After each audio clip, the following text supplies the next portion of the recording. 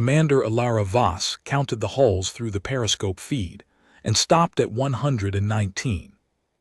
119 Vorrathi warships arranged in ceremonial formation above the twin gas giants of Kethsarin, their hulls polished to mirror finish, their formation lights pulsing in synchronized amber waves that rippled across the parade line like a heartbeat made visible. The largest fleet review the Vorrathi hegemony had staged in 4 centuries, and every ship in the armada believed it was alone in the dark. The TSS Harrogate was 43 meters beneath the ventral plating of the Vorrathi flagship Ascendant Mandate, locked in a dead drift that matched the dreadnought's orbital velocity to within 1/100th of a meter per second. 9 days. 9 days inside the formation, breathing recycled air that tasted like warm copper, running on battery reserves that her engineer kept reporting in declining percentages, and not once had the Vorrathi detected them. Not once had a single scanner aboard any of those 119 warships returned a ping that suggested something was wrong. Voss adjusted the gain on the passive array and watched another column of destroyers glide into position. She did not smile. She did not feel triumph. What she felt was the same cold, grinding focus she had carried since the Harrogate slipped through the outer picket line 9 days ago, and it had nothing to do with pride and everything to do with the job. The job was simple: stay inside, map everything, leave without being seen. The Vorrathi hegemony had controlled 18 systems along the Corward Reach for 1100 years. They were not a species that panicked easily.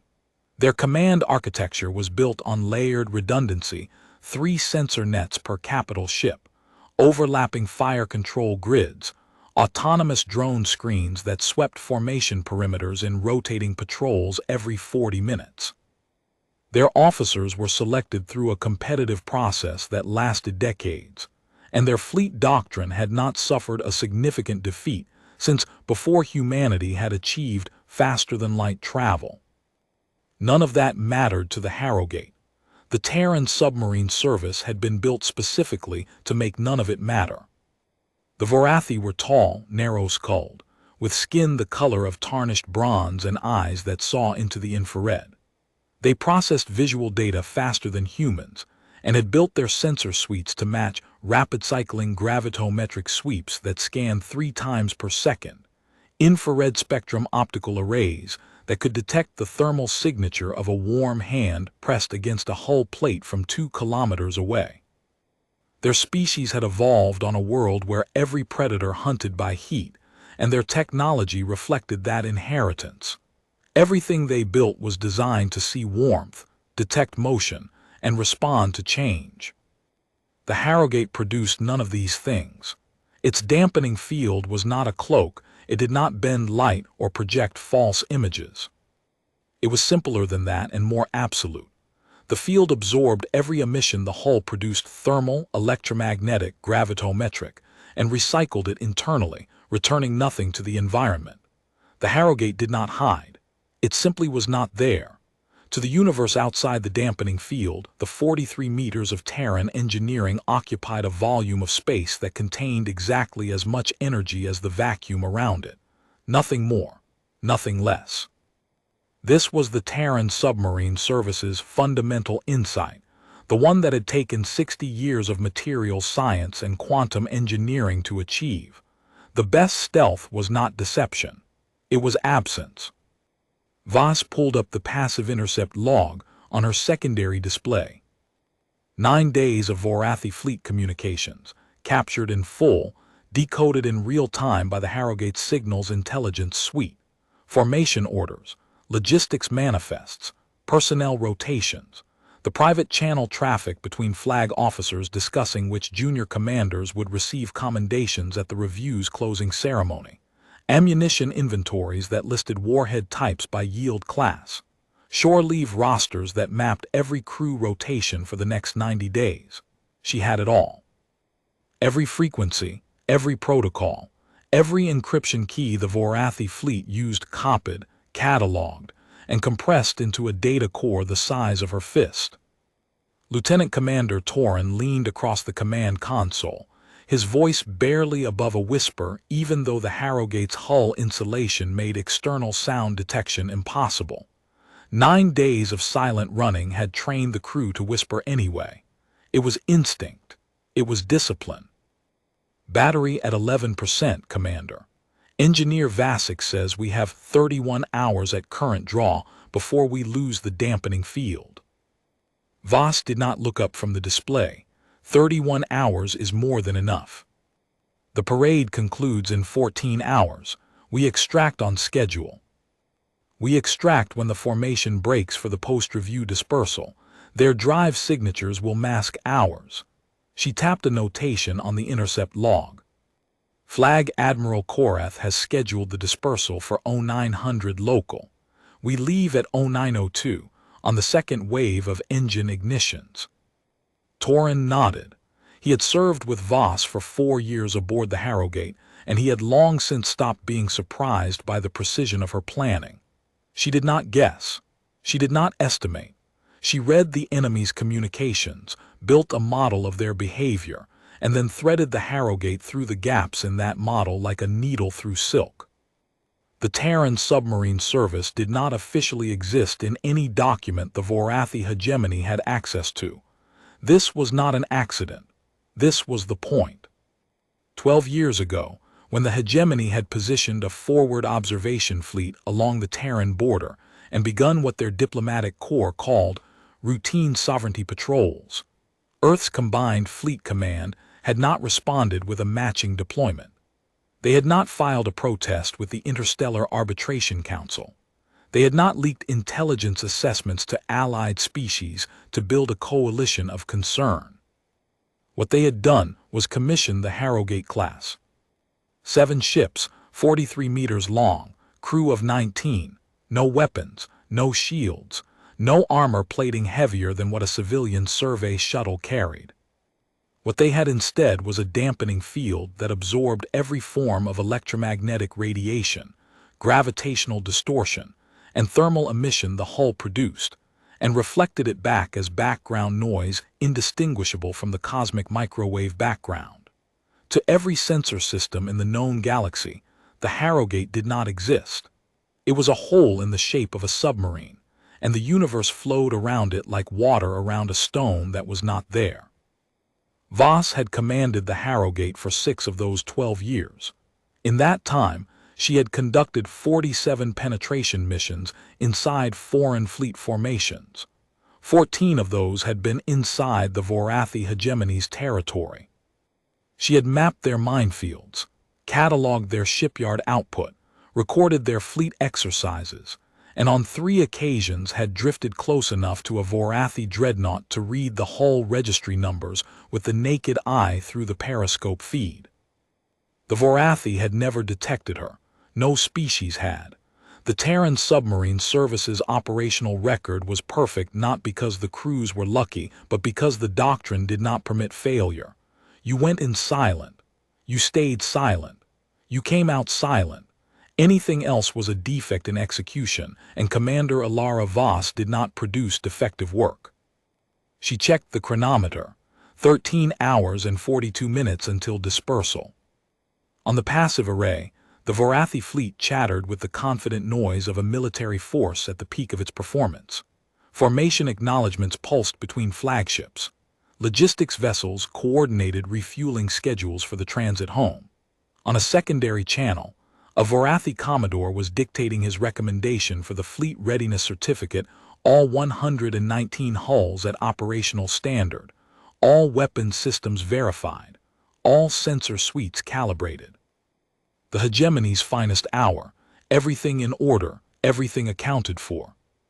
Everything except a 43-meter anomaly beneath their flagship that their 17,000-year archive had no classification for, because the Terran Submarine Service had been built to exist in the space between what the archive knew and what was real. The Harrogate hung in the dark, invisible, patient, and complete. Voss allowed herself a brief tour of the boat. She did this once per watch cycle, not because she needed to inspect anything, but because the crew needed to see her. 19 people in a sealed tube for 9 days, running on battery power, eating cold food, speaking in whispers. Morale was not a problem the Terran submarine service selected for psychological resilience as aggressively as it selected for technical competence, but presence mattered. A captain who stayed anchored to the command chair became furniture. A captain who moved through the compartments became a signal that the mission was proceeding, that someone was still measuring every variable. That control was not an abstraction. The Harrogate's interior was not designed for comfort. It was designed for function at minimum volume. The passageways were narrow enough that two crew members could not pass without turning sideways. The compartments were arranged in a linear sequence: navigation forward, command center, signals and life support amidships, engineering aft, connected by a single corridor that ran the length of the hull like a spine. The walls were bare composite, unpainted, marked with hand-stenciled compartment designations and equipment labels. No decoration, no personal effects displayed. The submarine service considered anything not operationally necessary to be excess mass, and excess mass affected the dampening field's power draw. She moved through the forward compartment, where the navigation team maintained the dead reckoning plot that tracked the Harrogate's position relative to every ship in the Vorrathi formation. Ensign Wraith, the youngest member of the crew at 24, had not slept in 40 hours. His plot was immaculate: 119 hull symbols arranged in precise formation, each one tagged with its class, its sensor profile, and the timing of its drone screen rotation cycles. He had updated the plot by hand every 12 minutes for 9 days, cross-referencing passive sensor data with intercepted formation orders. Ensign. Commander. Wraith did not look up from the plot. His hands moved with the deliberate precision of someone who understood that a single misplotted hull position could put the Harrogate in the path of a drone sweep. How many updates since we entered the formation? 1,080, ma'am, plus the 17 formation repositionings during the ceremonial maneuvers on days 3 through 5. 1,080 hand-updated plots, 0 errors. Voss noted it and moved on. In the midships compartment, the life support technicians monitored the carbon dioxide scrubbers and the water recycler that had been running at maximum capacity since day 1. The air quality was acceptable. The scrubbers kept CO2 within safe limits, but there was a staleness to the atmosphere that no filtration system could fully address. 9 days of the same 19 people breathing the same recycled air in a sealed environment produced a kind of ambient heaviness that settled into the sinuses and the back of the throat. Petty Officer Marsh, who maintained the scrubbers, had developed a mild cough on day 6. She had suppressed it through an act of willpower that Voss found privately impressive, not because the sound would have been detected through the hull, it would not have been, but because the disciplinary culture of the submarine service had made silence a reflexive value. Marsh coughed into a folded cloth, silently, and continued monitoring her systems. In the engineering compartment, Warrant Officer Vasic sat beside the battery's status display like a doctor monitoring a patient's vital signs. The batteries were the Harrogate's heartbeat.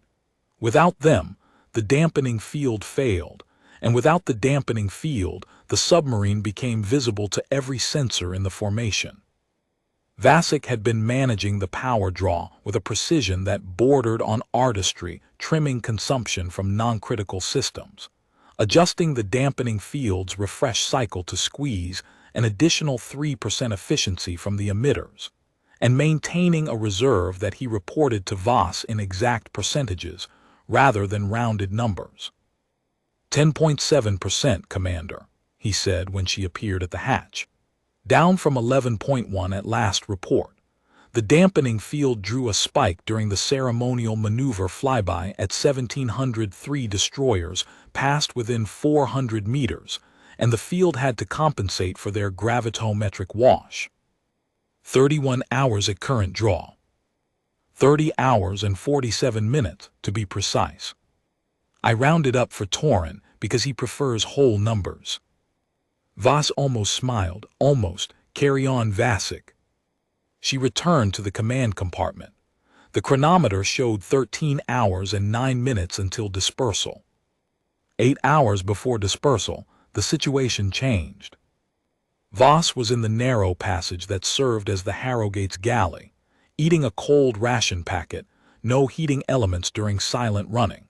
Not even the small chemical warmers the packets were designed for, because Voss had calculated that the thermal bloom of 19 crew members heating 19 ration packets simultaneously would produce a cumulative infrared signature that exceeded her comfort margin by 6% when Torin appeared at the hatch.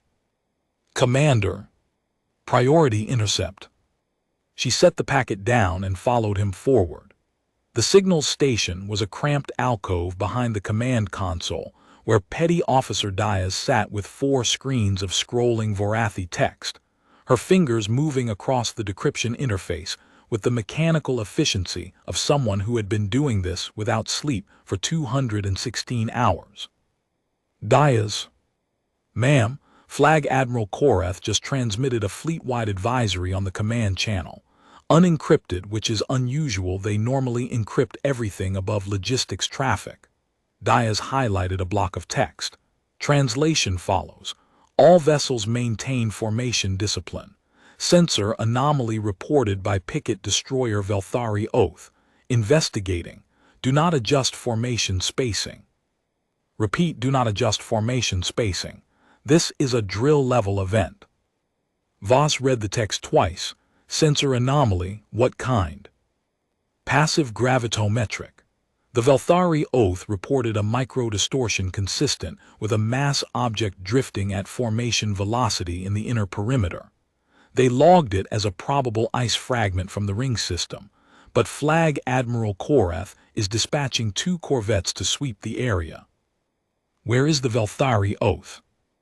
Diaz brought up the formation plot. The Vorrathi Oath was a Picket destroyer positioned on the ventral starboard edge of the formation, 6 kilometers from the Harrowgate's current position. 6 kilometers. Not close enough to have detected the Harrowgate directly. The dampening field was rated effective to 600 meters, and the passive gravitometric anomaly was bearing 274 Mark 18, which placed it squarely in the debris trail from Keth Soren's inner ring. A rock, nothing more. But the Vorrathi response protocol was thorough, as Voss expected from a species that had not suffered a significant tactical failure in over 1,000 years. 2 corvettes dispatched to sweep a probable ice fragment. Redundancy as doctrine. Voss studied the plot. Her expression did not change. "The micro-distortion, was it us?" "No, ma'am, I've checked. Our dampening field is nominal. The distortion they picked up is bearing 274 Mark 18, which puts it in the debris trail from the inner ring. It's a rock, but the sweep corvettes will pass within 900 meters of our position on their way to investigate." 900 meters. The dampening field was rated effective to 600 meters against Vorrathi sensor suites, 300 meters of margin. Normally, Voss would have accepted that margin without concern, but the corvettes would be running active sweeps at maximum gain, probing for exactly the kind of anomaly the Harrowgate was designed to conceal. "Torin." "Ma'am." "Calculate a drift correction. I want us underneath the Ascendant Mandate's engineering section, directly beneath their reactor output vents. Position us so that our thermal shadow falls inside their waste heat plume." Torin's eyes widened slightly. The reactor output vents of a Vorrathi dreadnought radiated enough thermal energy to cook unshielded hull plating at close range. Positioning the Harrowgate directly beneath them meant riding inside a column of superheated plasma exhaust. "Commander, at that range, the hull temperature will exceed." "I know what it will exceed. The hull composite is rated to 400 degrees for sustained periods. The waste heat plume from a Vorrathi dreadnought reactor runs at 360. Do the math."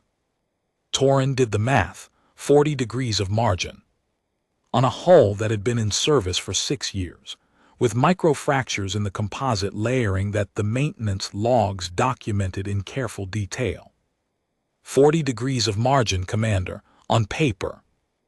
On paper is where the specifications live, Lieutenant Commander.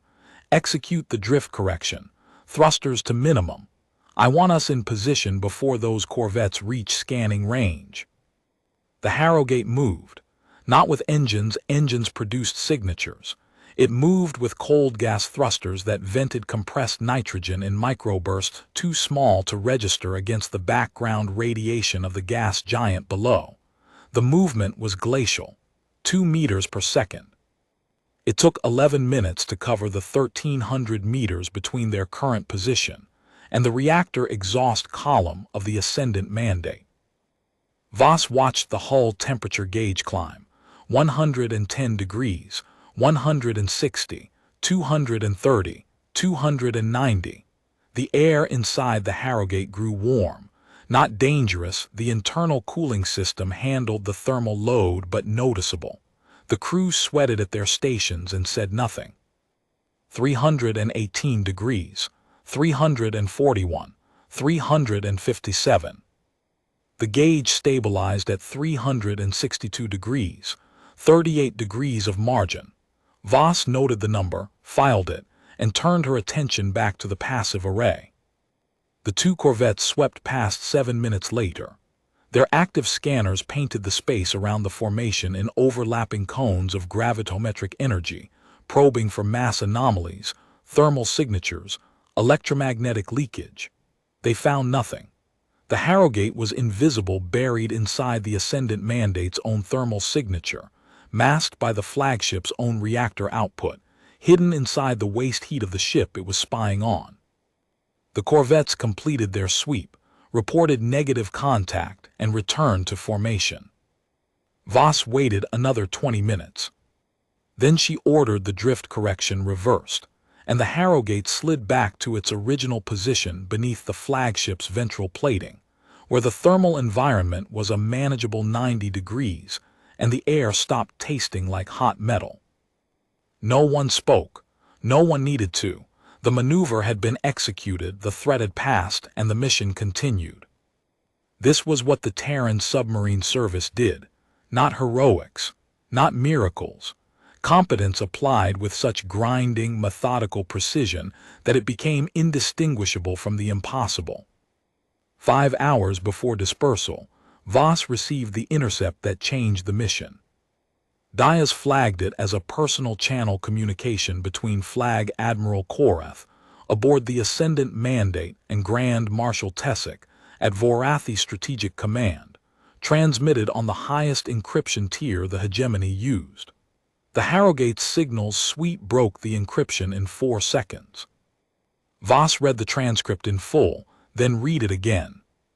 The conversation was brief.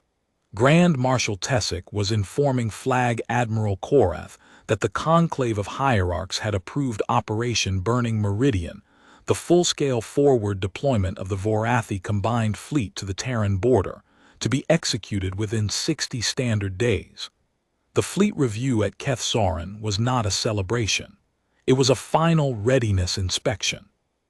The 119 warships in parade formation above the twin gas giants were not there to be admired. They were there to be certified for war. The target was the Terran colony at Meridian Crossing, a mining settlement of 42,000 civilians on a marginal world that sat precisely on the border between Terran and Vorrathi space. The hegemony's legal position was that Meridian Crossing occupied a system that fell within their historical sovereignty claim. The operational plan called for overwhelming force, the full combined fleet, plus 4 additional battle groups from the reserve, totaling approximately 300 warships applied in a single decisive strike, designed to seize the system before Earth's combined fleet could respond. Tessic's assessment was confident. The Terran Navy was capable but spread thin across too many commitments. A concentrated strike at Meridian Crossing would present Earth with a fait accompli: the colony seized, the population under Vorrathi administrative control, and any military response complicated by the presence of 42,000 human civilians used as a shield against retaliation.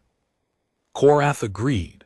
He noted that the fleet review had confirmed full operational readiness across all 119 hulls, and that the additional battle groups could be integrated within 30 days. He recommended commencing pre-deployment logistics immediately. Tessig authorized it. Then he added a detail that made Voss read the line 3 times. The Conclave had also authorized the deployment of the Vorrathi-class orbital denial platforms, 7 massive weapons installations designed to lock Meridian Crossing's orbital approaches after the initial seizure, making any Terran counterattack an exercise in siege warfare against fortified positions. The platforms were already being loaded at the Vorrathi shipyard. 30 days to integration, 60 days to deployment. Voss closed the transcript and sat in the command chair for a long time. Around her, the Harrogate hummed with the barely audible vibration of its life support systems. The crew worked their stations in whispered efficiency. The passive array continued to drink in Vorrathi communications, adding to the 9 days of intelligence already compressed into the data core. This was not the first time Voss had intercepted evidence of hostile intent during a penetration mission. 3 years ago, inside of the Lassic Dominion fleet anchorage, she had captured planning documents for a trade embargo that would have starved 2 Terran outer colonies. That intelligence had allowed Combined Fleet Command to preposition supply convoys and negotiate alternative routes before the embargo took effect. The Lassic had never known their plans were compromised. But this was different. This was not an embargo. This was 300 warships and 7 orbital denial platforms pointed at 42,000 civilians, and the operational timeline was 60 days. Voss pulled up the mission parameters on her primary display. Her orders were specific: penetrate the fleet review, collect signals intelligence, extract without detection, return to base for debriefing. The orders did not include tactical interdiction. The orders did not authorize offensive action. The Harrogate carried no weapons. Its mission profile was reconnaissance, not combat.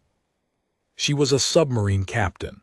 Her job was to watch, to listen, and to bring the intelligence home, not to act on it, not to intervene, not to change the outcome. This was the discipline that had kept the Terran submarine service undetected for 12 years. You did not improvise. You did not exceed your mission parameters. You did your job, and you trusted that the intelligence you gathered would be acted upon by people with the authority and the resources to act. Voss understood this. She believed it. She had built her career on it. She also understood that in 60 days, 300 Vorrathi warships would descend on Meridian Crossing, and 42,000 people would wake up to an occupied sky. And then the orbital denial platforms would arrive, and the cage would close. Torin. Ma'am. How long until dispersal? 4 hours, 53 minutes. When we extract, how long to reach Terran comm relay range at maximum silent speed? Torin checked the navigation plot. 11 hours, 40 minutes. We'd have to break silent running to use the FTL drive, but we could use the microjump protocol, short bursts between drift periods. 12 hours total, maybe 13. And from the comm relay, how long for a priority flash to reach Combined Fleet Command? 4 minutes, lightspeed relay through the Harkness buoy chain. Voss did the arithmetic. 13 hours plus 4 minutes. Call it 14 hours from extraction to Combined Fleet Command receiving the intelligence.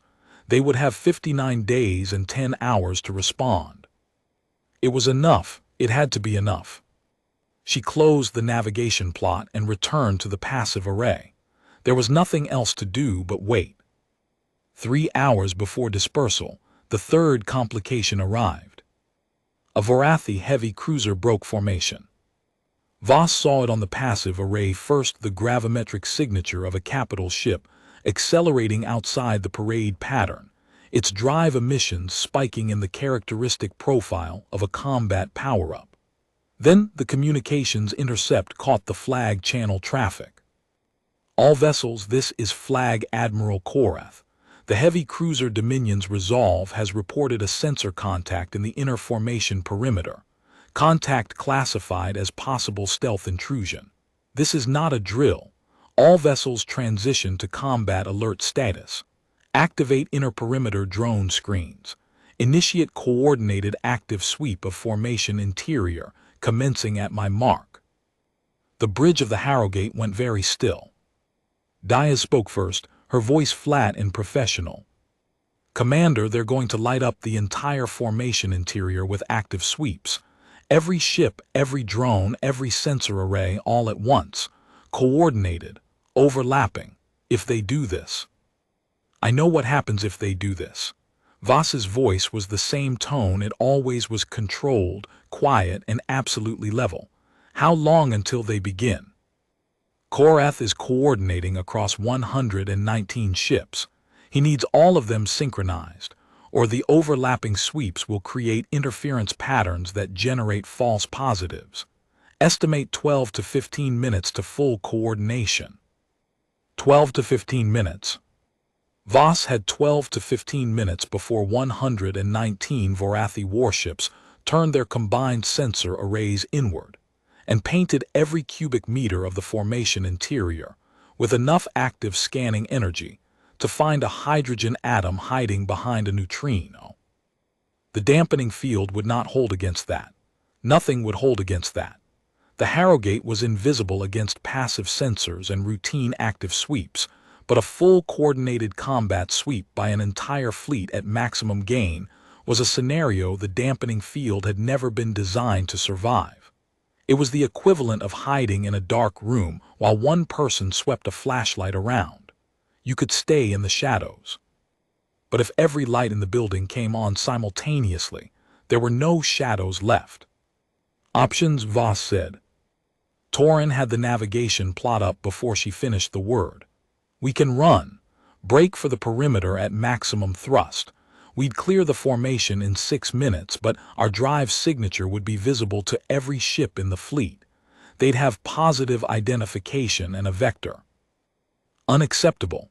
If they know what we are and how we got in, they change everything: encryption protocols, sensor configurations, patrol patterns.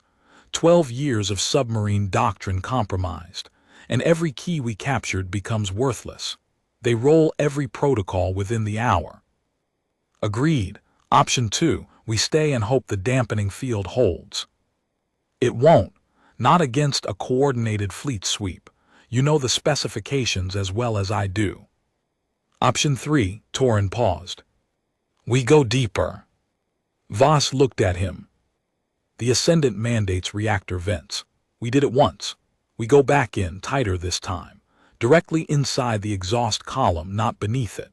The thermal interference from the reactor output would mask our dampening field's residual leakage, and their own scanners can't resolve targets inside their own exhaust plume. It's a known blind spot in Vorrathi sensor architecture. Their own technical manuals confirm it.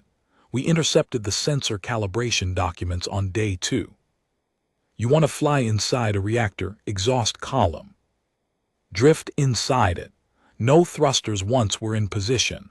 We'd ride the thermal current like a leaf in a jet stream. Hull temperature inside the column. Torin checked the readings from their earlier approach. Core temperature of the exhaust column is approximately 390 degrees, 40 degrees above the composite's sustained rating. That exceeds the hull specification. Yes, ma'am. For sustained exposure it does. But the composite is rated for burst tolerance of 420 degrees for up to 90 minutes. If the coordinated sweep takes less than 90 minutes, the hull holds. And if it takes longer, then the hull doesn't hold. Voss considered this for exactly the amount of time it took to run the numbers. Around her, the Harrogate's crew watched from their stations. 19 people in a 43-meter submarine that carried no weapons, no shields, and no armor worth mentioning. In the forward compartment, Ensign Wraith had stopped updating his formation plot and was looking toward the command compartment with an expression that was not fear. The Terran submarine service did not recruit people who displayed fear, but the focused alertness of someone who understood that the next 3 minutes would determine whether the most successful intelligence-gathering program in human history survived or died. In the engineering compartment, Vasek was already running thermal tolerance calculations. Voss could hear the soft clicks of his datapad through the open hatch. In the signals alcove, Diaz had her hand on the emergency transmission key. She had not been ordered to prepare it. She had assessed the situation, identified the contingency, and positioned herself to execute it. This was what the submarine service trained its people to do, not to wait for orders in a crisis, but to anticipate the order that would be needed and be ready to execute it before it was given. The calculus was straightforward. If they ran, the Vorrathi would know the Terran submarine service existed. 12 years of intelligence advantage erased. Every piece of intelligence the submarine fleet had gathered, every encryption key they had broken, every fleet exercise they had observed, all of it would be called into question. The Vorrathi would rebuild their security architecture from the ground up, and the Terran submarine service would be starting from zero. If they hid inside the exhaust column and the sweep lasted less than 90 minutes, they survived undetected. The intelligence advantage held. The Vorrathi never knew they had been penetrated. If the sweep lasted more than 90 minutes, the hull failed, the Harrogate was destroyed, and the Vorrathi found the wreckage inside their own flagship's exhaust plume. They would know. The advantage would be lost, and 19 people would be dead. Voss made the decision in 4 seconds. Execute the drift correction. Take us into the column. All hands prepare for sustained thermal exposure. Secure all non-essential systems. Diaz, compress the intelligence core and prepare it for emergency transmission on the Harkness relay frequency. If the hull fails, the last thing this ship does is broadcast that data core. Ma'am, if we transmit, they'll detect the signal. They'll know. If the hull fails, they'll already know. The data core gets out. That is the priority. 42,000 people at Meridian Crossing are counting on information they don't know exists. Move. The Harrogate drifted into the exhaust column of the Ascendant Mandate. The hull temperature climbed past 360, past 370, past 380. The internal temperature rose with it, the cooling system fighting the thermal load, winning slowly, losing ground at the margins. The air inside the submarine became thick and hot. Condensation formed on every metal surface. The crew stripped to their undershirts and kept working. 388 degrees, 391, 394. The gauge held at 394, 26 degrees of margin on the burst tolerance rating. The clock started. Voss sat in the command chair, watching the passive array through sweat that ran into her eyes. She did not wipe it away. She did not move. She watched. Outside, the Vorrathi fleet initiated its coordinated sweep. It was a wall of energy. Every ship in the formation activated its primary sensor suite simultaneously, painting the formation interior with gravitometric, electromagnetic, and quantum resonance scanning beams that overlapped in a 3-dimensional lattice designed to detect anything larger than a fist. Drone screens tightened their patrol patterns, adding secondary sweeps between the primary beams. The Ascendant Mandate's own scanners swept the space around the flagship in rotating arcs that covered every angle, every vector, every shadow. Except one. The exhaust column. The reactor output of a Vorrathi dreadnought produced a thermal and electromagnetic environment so intense that the ship's own sensors could not resolve targets within it. It was not a design flaw. No rational tactical doctrine anticipated that an enemy vessel would position itself inside the exhaust plume of a capital ship. The thermal environment would destroy any known hull material within minutes. No ship could survive there. No known ship. The Harrogate sat inside the exhaust column of the Ascendant Mandate and did not exist. The scanning beams passed around it. The drone sweeps circled it. The entire combined sensor output of 119 Vorrathi warships washed over the formation interior and found nothing. Inside the submarine, the heat was becoming something physical, not just warmth or presence. It pressed against the skin and filled the lungs and made every breath feel like pulling air through a damp cloth. The internal cooling system was running at maximum capacity, its heat exchangers cycling faster than their design rating, the quiet hum of the compressors rising to a pitch that Vasek monitored with the vigilance of a man who understood that if the cooling failed, the crew would lose consciousness from heat stroke within 20 minutes. Petty Officer Marsh's cough had returned, worse now in the thick air. She pressed the folded cloth against her mouth and controlled it, her free hand steady on the life support panel, adjusting the oxygen mix to compensate for the crew's accelerated respiration rate. The CO-2 scrubbers strained under the additional load. 19 bodies panting in superheated air produced carbon dioxide at nearly double the resting rate. Marsh recalibrated the intake valves by hand, shaving margins in fractions of a percent. At the navigation station, Wraith continued his plot. The Vorrathi formation had not changed. They were still in parade position, their ceremonial spacing maintained even as their sensors probed inward, and his hand moved across the datapad with the same mechanical precision it had shown for 9 days. 1,081 updates. 1,082. The ritual of accuracy, maintained in heat that made the datapad slippery under his fingers. 12 minutes, 24 minutes, 37 minutes. The hull temperature fluctuated between 391 and 396 as the exhaust column pulsed with the dreadnought's reactor cycle. Each pulse pushed the temperature closer to the burst tolerance ceiling. Each trough pulled it back. The crew watched the gauge and said nothing. At 41 minutes, the Harrogate's secondary cooling loop tripped a thermal overload warning. Vasek silenced the alarm before it completed its first chirp. He had been watching the loop's capacity gauge for 20 minutes, anticipating the threshold. He rerouted the coolant flow through the tertiary backup, a system designed for emergency atmospheric reentry that had never been activated in the Harrogate's operational history. It bought them additional cooling capacity. Not much. Enough. 44 minutes, 51 minutes.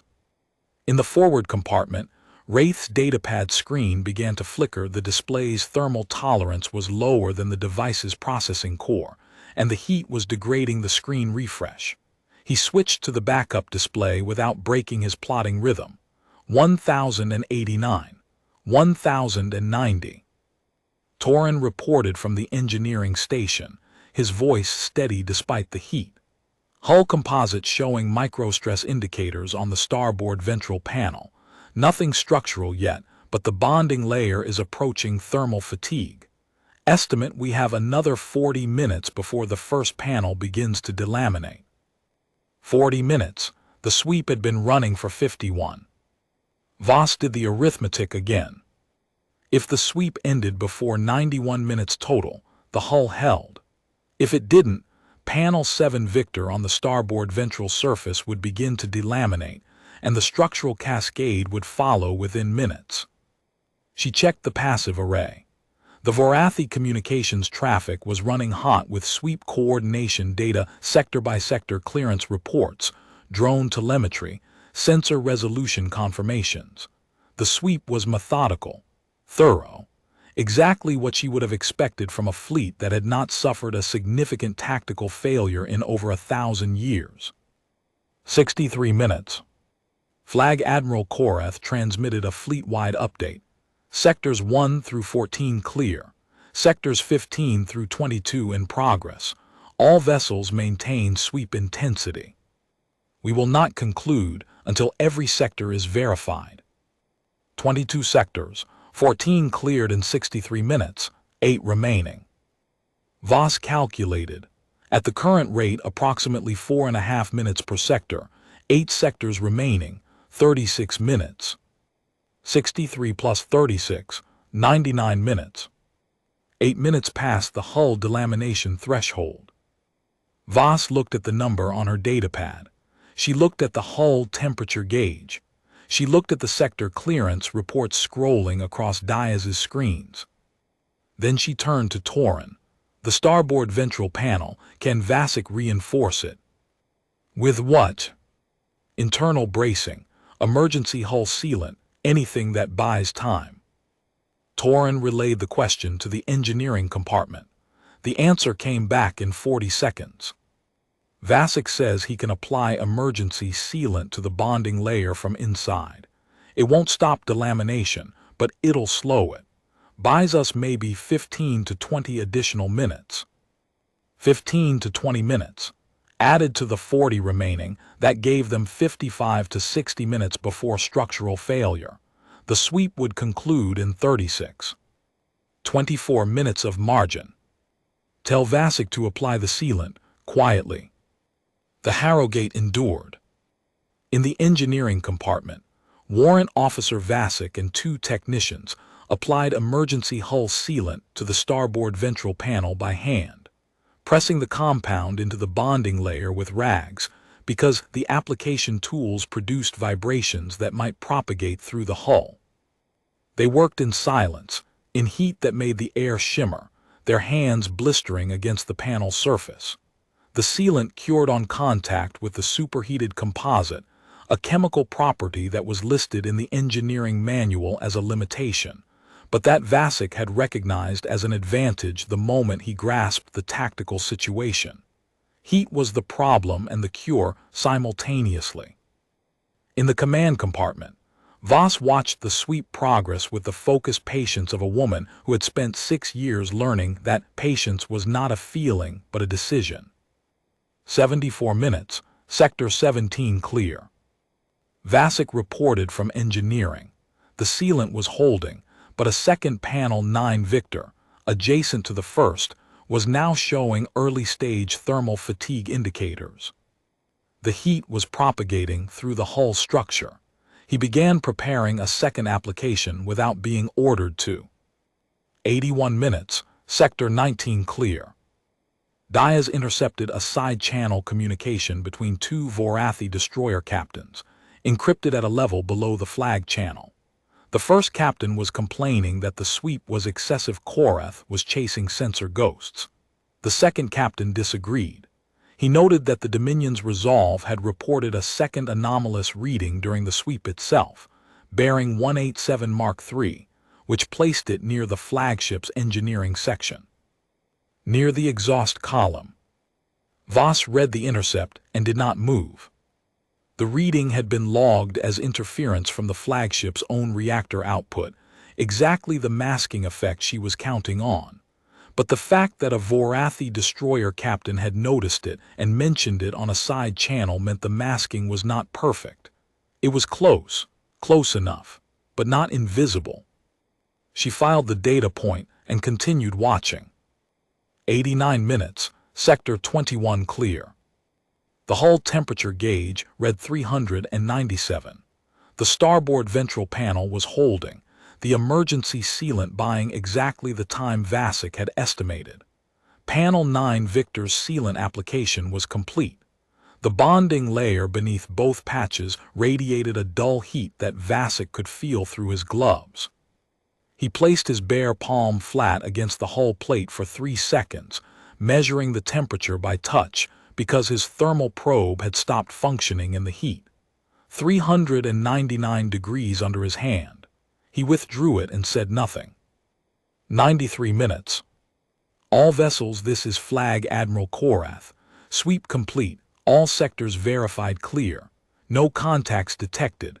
Classification, sensor ghost, probable natural debris. All vessels stand down from combat alert. Resume parade formation. Dispersal will proceed on schedule at 0900. The Harrogate's bridge exhaled. Not literally. No one cheered. No one spoke. No one moved from their stations or showed relief in any way that would have been visible to a camera. What happened was smaller than that, a collective release of tension held in shoulders and jaws and clenched hands, the kind of exhalation that happens when the body acknowledges what the mind refused to accept. That survival was not certain, and now it was. Voss checked the hull temperature gauge, 397. She checked Torin's clock, 93 minutes of burst tolerance exposure. The rating was 90 minutes. They had exceeded it by 3 minutes. She made a note in the mission log. Torin would submit it to the Engineering Review Board when they returned to base. The burst tolerance rating for the Harrogate-class hull composite would be updated from 90 minutes to 93 minutes, based on field-verified data. This was how the Terran submarine service operated. Every mission produced data. Every near miss refined the specifications. Every time a hull held 3 minutes longer than the manual said it would, the manual was updated, and the next crew went out with better numbers. Voss ordered the drift correction that took the Harrogate out of the exhaust column and back to its observation position beneath the flagship's ventral plating. The hull temperature began to drop. The air began to cool. The crew continued working their stations in whispered efficiency, as if the last 93 minutes had been a scheduled drill. In the engineering compartment, Vasek ran a full diagnostic on the starboard ventral panels. The sealant had fused with the composite under heat, creating a bond that was actually stronger than the original bonding layer in certain stress modes. He documented this in his maintenance log with the same dispassionate precision he applied to everything. Finding number 774. Emergency hull sealant exhibits superior thermal bonding characteristics when cured at temperatures exceeding 380 degrees. Recommend controlled testing for permanent application in high thermal stress areas. He sealed the entry and returned to monitoring the battery, which now showed 6.3%. Enough. More than enough. Voss returned to the passive array for the final hours. The Vorrathi fleet chatter had shifted from the sweep aftermath to post-review logistics, shore leave assignments, commendation lists, maintenance schedules for the transit back to home ports, normal traffic, the kind of mundane operational noise that told Voss the fleet's adrenaline had dissipated. They had searched, found nothing, and moved on. The alarm was over. The formation was relaxing.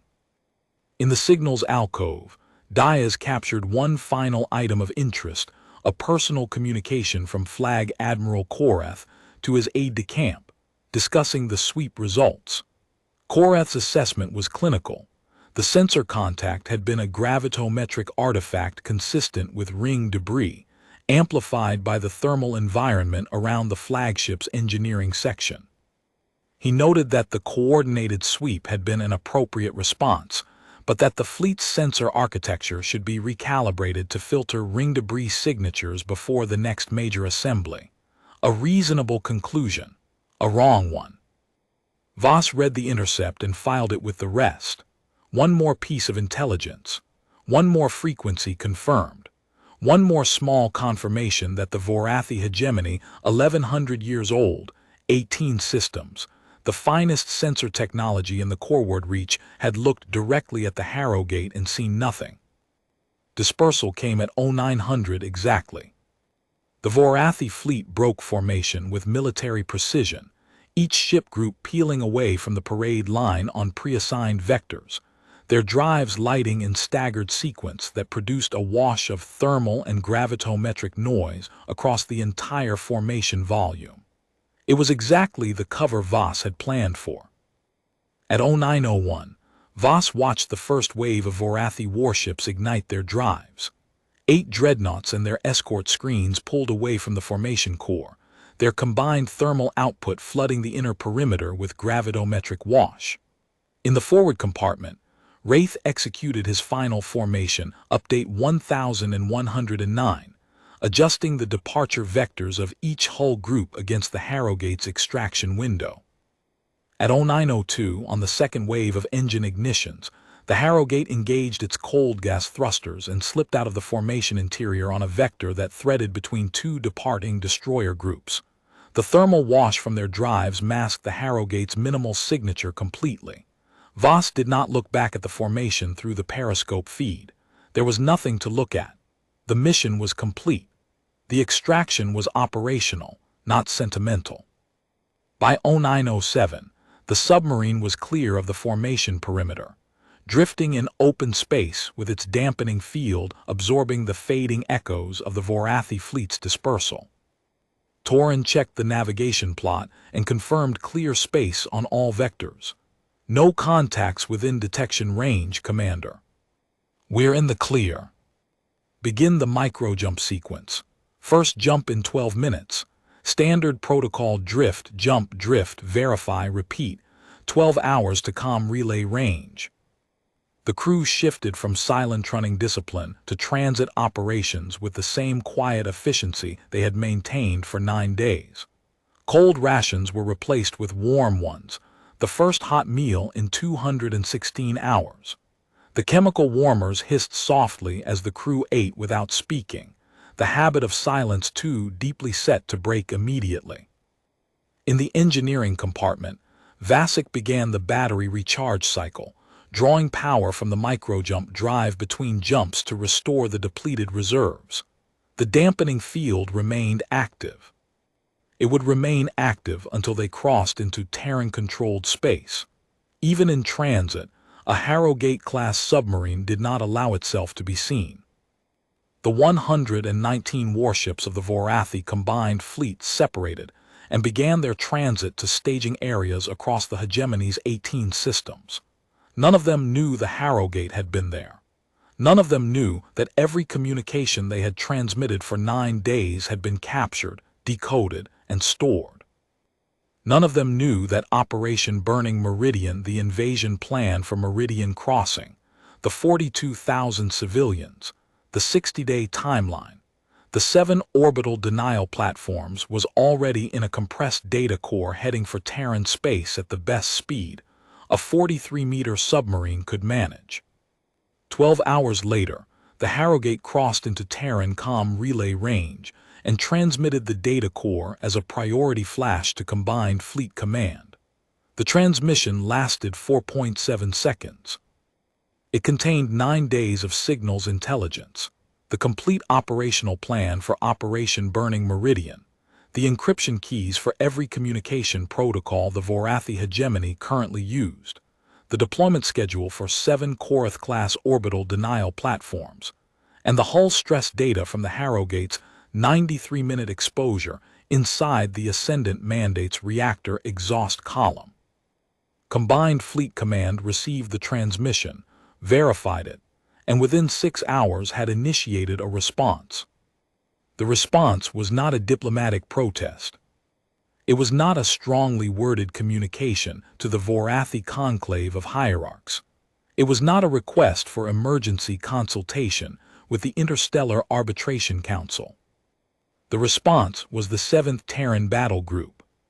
44 capital ships, including the dreadnought Forge of Meridian, a vessel that had been in dry dock for 3 years, undergoing a refit that Combined Fleet Command had publicly described as routine maintenance, and that the intelligence community privately referred to as the answer to the question no one has asked yet.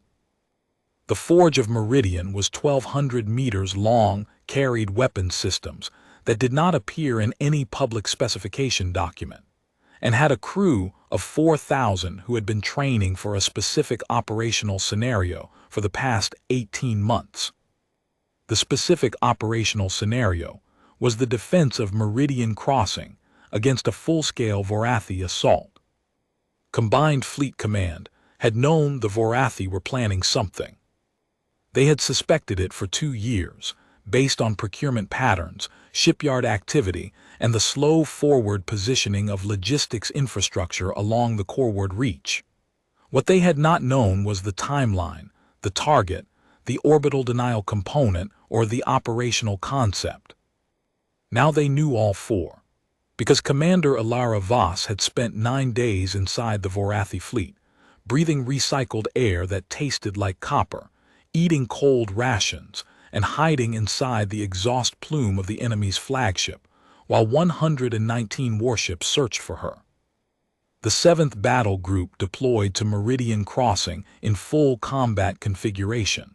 44 ships positioned in a defensive posture that covered every approach vector the Vorrathi operational plan had identified.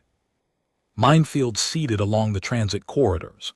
Electronic warfare platforms tuned to the exact frequencies and encryption protocols the Vorrathi fleet used, because the Harrogate had captured every one of them. And 3 fast attack squadrons positioned along the Vorrathi shipyard approach corridor. Directly astride the transit route, the 7 orbital denial platforms would need to reach Meridian Crossing.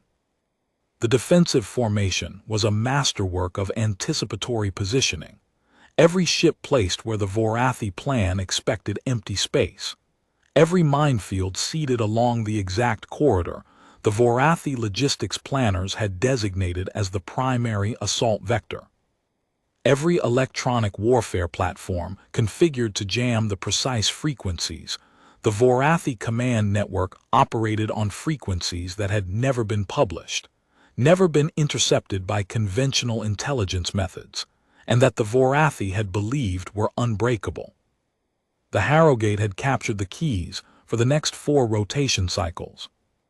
The Forge of Meridian took position at the center of the defensive formation, its 1,200-meter hull dominating the approach corridor like a fortress built across a road.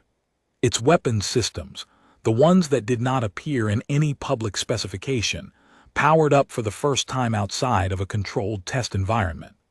The energy signatures were visible on passive sensors across 3 star systems. The message was not subtle. It was not intended to be. The Forge of Meridian's commander, Admiral Latham, had reviewed the Harrogate's intelligence package in its entirety before positioning a single ship. She had spent 14 hours studying the Vorrathi operational plan, the encryption protocols, the logistics timelines, and the sensor calibration data. When she finished, she issued a single assessment to her planning staff.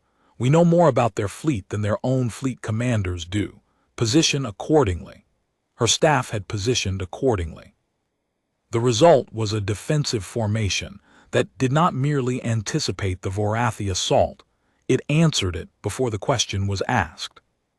53 days later, the Vorrathi combined fleet arrived at Meridian Crossing. 307 warships, organized in assault formation, drives at full combat power, weapons charged, drone screens deployed. Flag Admiral Korath commanded from the bridge of the Ascendant Mandate, confident in the operational plan, confident in the fleet's readiness, confident that the Terran response to a fait accompli would be diplomatic rather than military. The Ascendant Mandate's primary scanner made first contact with the 7th Terran Battle Group at a range of 400,000 kilometers. Flag Admiral Korath reviewed the scan data in silence.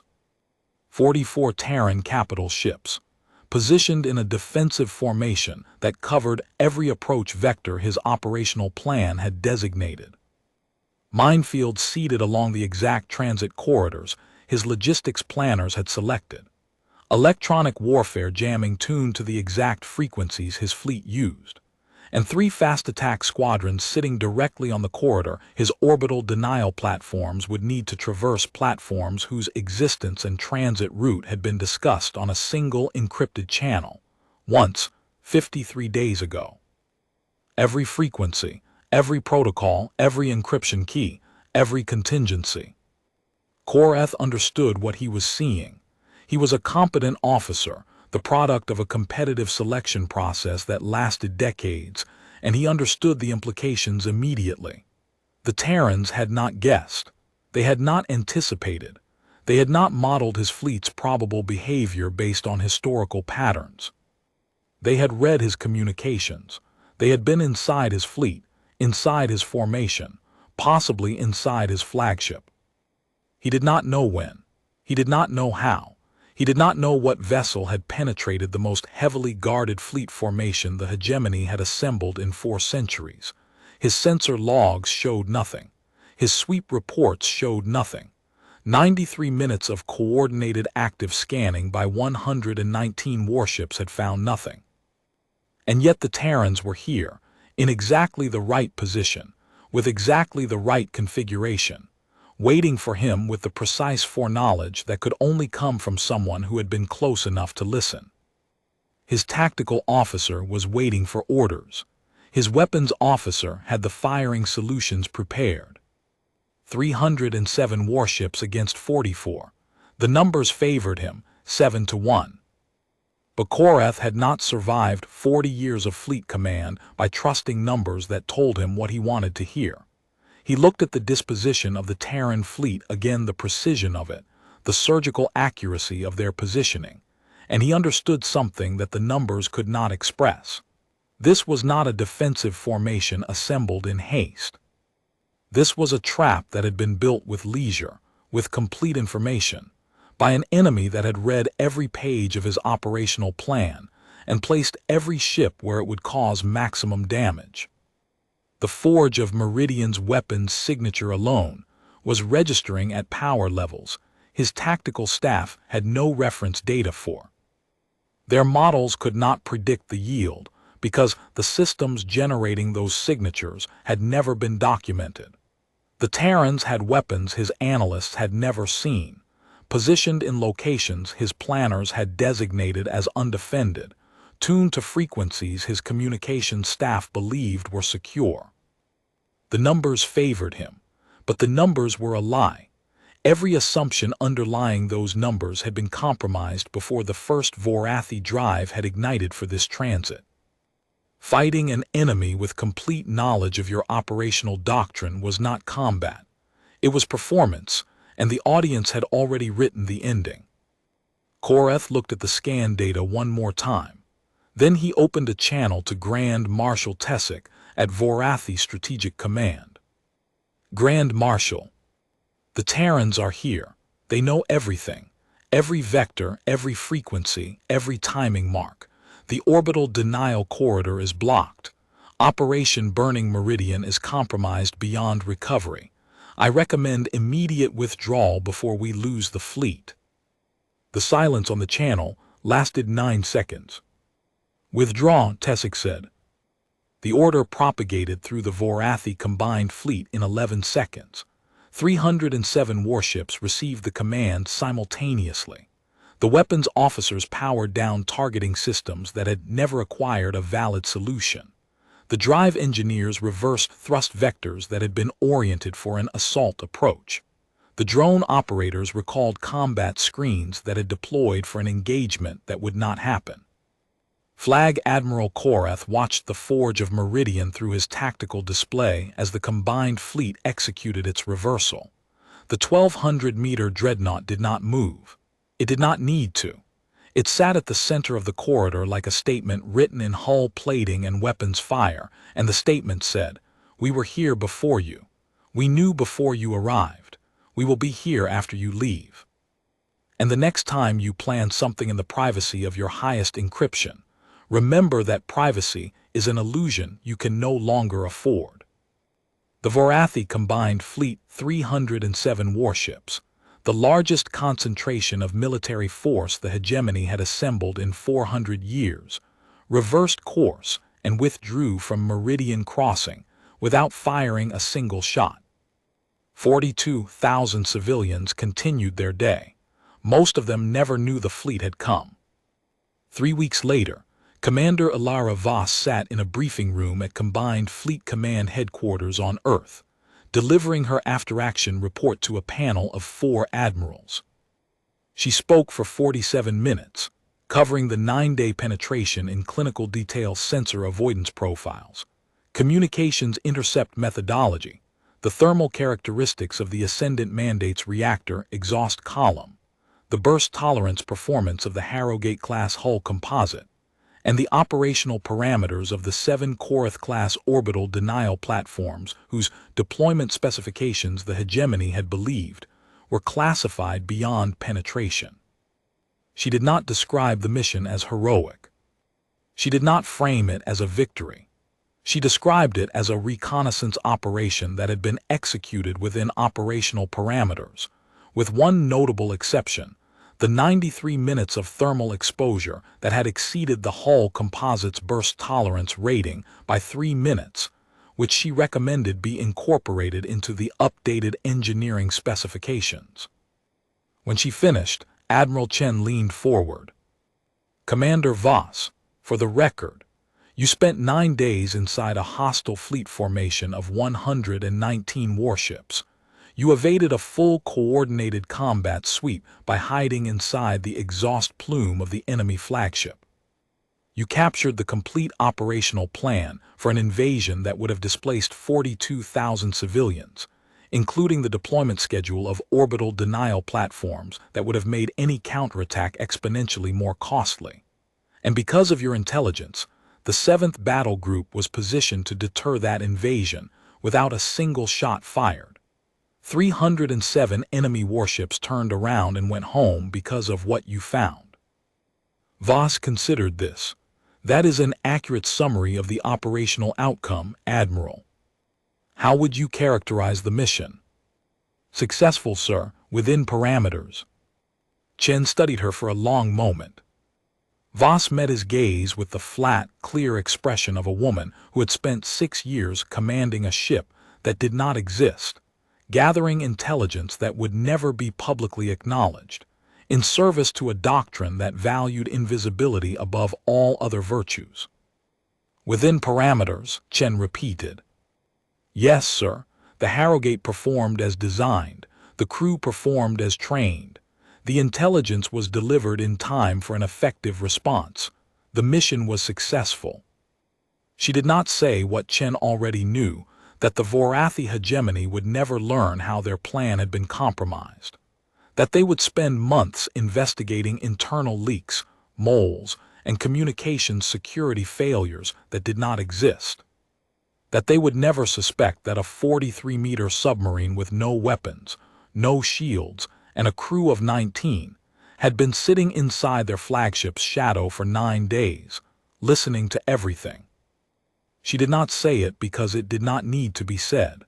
The Terran submarine service did not operate for recognition. It operated for results. The results spoke in the language the service understood: not medals, not commendations, not the gratitude of civilians who would never be told what had almost happened. The results spoke in numbers: 9 days inside, 119 warships evaded, 93 minutes at burst tolerance thermal exposure, 42,000 civilians undisturbed, 307 enemy warships turned back without a shot, 0 detection events, 0 casualties, 0 evidence. Those numbers would go into a classified operational record that only 11 people in the combined fleet had clearance to read. They would never be published. They would never be cited in a strategic review document. They would never appear in the Vorrathi hegemony's intelligence files, because the hegemony would never know the numbers existed. The most consequential military operation in the Corward Reach in 4 centuries would remain a blank space in every archive except one, and that archive was stored in a vault beneath Combined Fleet Command that did not appear on any floor plan.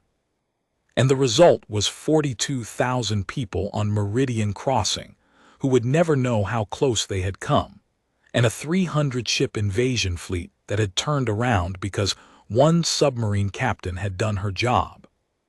Voss closed her mission folder, stood and saluted. The briefing room door closed behind her. Somewhere in the dark between the stars, the TSS Harrogate was already being refitted for its next mission. The starboard ventral panel had been replaced. Panel 9 Victor had been replaced. The hull composite had been upgraded. The burst tolerance rating in the engineering manual now read 93 minutes instead of 90. Vasek had submitted a supplemental report recommending that emergency hull sealant be reclassified from damage control materiel to tactical equipment, based on its field-validated performance as a thermal bonding agent under combat conditions. And the Vorrathi hegemony 18 systems, 1100 years of unbroken dominion, The finest fleet in the Forward Reach still had no file on the Terran submarine service. No entry in any archive. No scanner log. No record. They had commissioned a full-spectrum security review of their communications architecture. They had rotated every encryption key. They had launched 3 internal investigations. They had interrogated 17 officers suspected of espionage. They had found nothing, because there was nothing to find. The breach had not come from inside their command structure. It had come from a 43-meter ship that their combined sensors could not detect, parked beneath the belly of their flagship for 9 days, reading their mail. They had celebrated their finest fleet review in 400 years. They had inspected every hull, certified every system, and confirmed full operational readiness across the most powerful armada their civilization had ever assembled. They had not known that a human was already inside it, counting their ships. And in the silent dark between Meridian Crossing and the Forward Reach, the Harrogate was running again. A new mission, a new fleet, a new formation that believed it was alone in the void. Commander Ilara Voss checked the dampening field, adjusted the passive array, and began counting hulls.